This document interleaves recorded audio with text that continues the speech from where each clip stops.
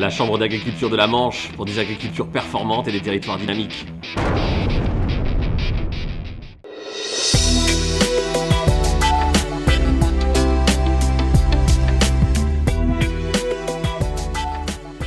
On a organisé 2 portes ouvertes, une porte ouverte dans le sud et une porte ouverte dans le nord pour un petit peu montrer ce qu'est le dressage de chiens de troupeau, quelle est son utilité.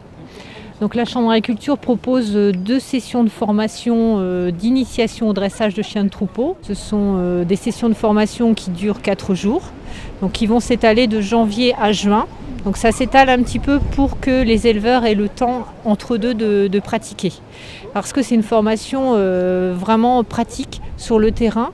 Donc vous avez lors de la formation un intervenant de Nipitel qui va être là à l'intégralité des 4 jours de formation. Les stagiaires viennent avec leurs chiens. Donc c'est vraiment, il n'y a qu'une demi-journée en salle et après c'est sur le terrain.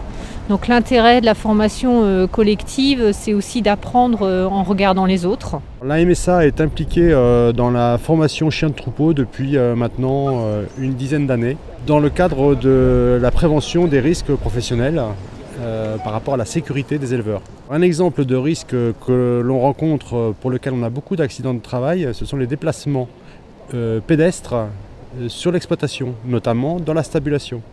L'homme, quand il va chercher ses animaux pour la traite, il se déplace parmi les animaux et donc là il y a des accidents, déjà des glissades et puis également les bousculades par les animaux. Et donc si c'est le chien qui fait ce travail-là, eh bien le risque forcément pour l'homme, ce risque-là disparaît. L'apport d'un chien de troupeau, même si au départ c'est un peu de temps à y passer, pour gagner beaucoup de temps derrière. Le chien de troupeau, en fait, l'intérêt c'est qu'il est beaucoup plus rapide que nous. Son rôle c'est de rattraper les animaux, de les rassembler et de les ramener à son maître. Donc on s'en sert pour pouvoir rassembler les vaches laitières ou les génisses. Et on gagne du temps, du personnel. Ici, on apprend aux gens un peu à démarrer un chien, surtout à avoir la base. C'est-à-dire avoir un chenil pour qu'il respecte bien son maître, puisqu'il faut quand même qu'il y ait une relation maître-chien. C'est le patron qui doit être le maître et le chien qui doit être le soumis. Et actuellement, on lui apprend déjà à respecter son maître.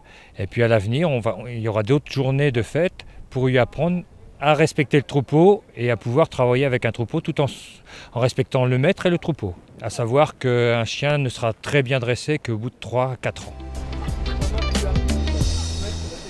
À bientôt sur tvie.tv. La Chambre d'agriculture de la Manche pour des agricultures performantes et des territoires dynamiques.